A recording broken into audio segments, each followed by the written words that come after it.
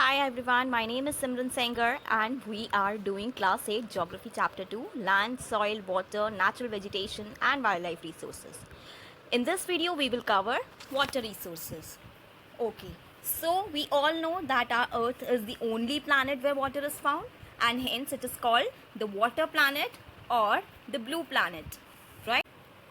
But the total amount of fresh water is only 2.7% and 70% of this 2.7 is covered in the ice sheets and glaciers in Antarctica, Greenland and mountainous region.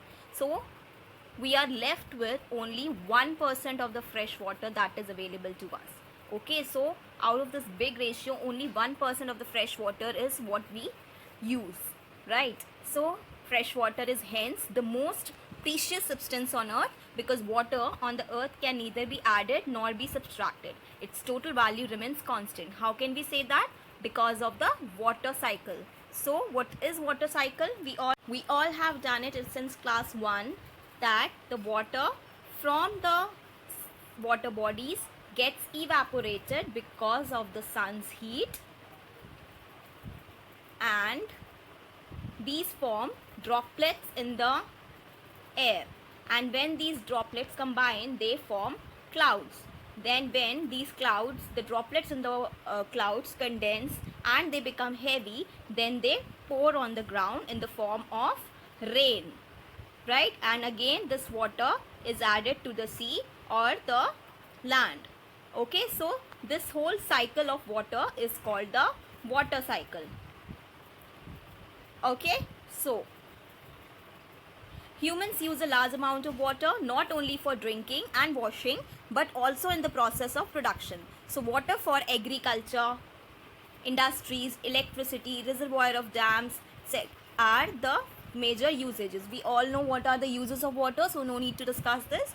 Now what is this strain on water? What leads to the shortages of water? Increasing population, the high demand for food and cash crops, increasing urbanization, rising standard of living and major factors leading to the shortages in the supply of water, either due to drying up of water sources or due to water pollution. So what are the major constraints? Increasing population and increasing demand for food and water, increase in the standard of life of the people. These are the major factors that lead to shortages of water and also to water pollution. Now what are the problems of water availability? Why is water so scarcely available?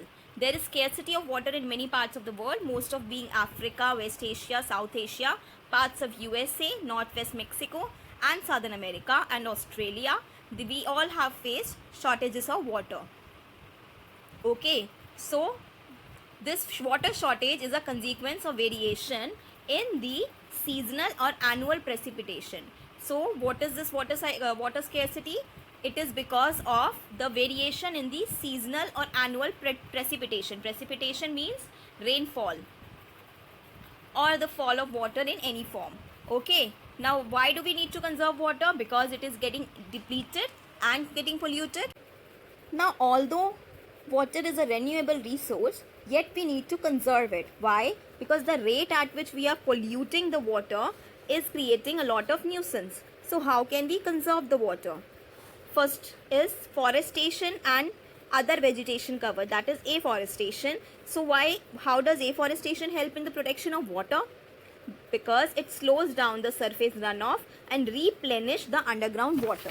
Because of this, underground water also gets replenished. Second best method is rainwater harvesting, which is a very good method where the rainwater from the rooftops gets transported through the pipes into underground large tankas.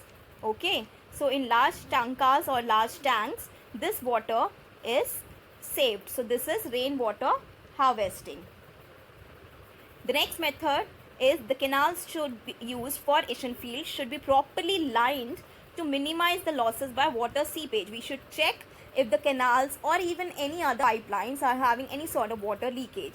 The third method is sprinklers effectively irrigate the area by checking water losses through seepage and evaporation.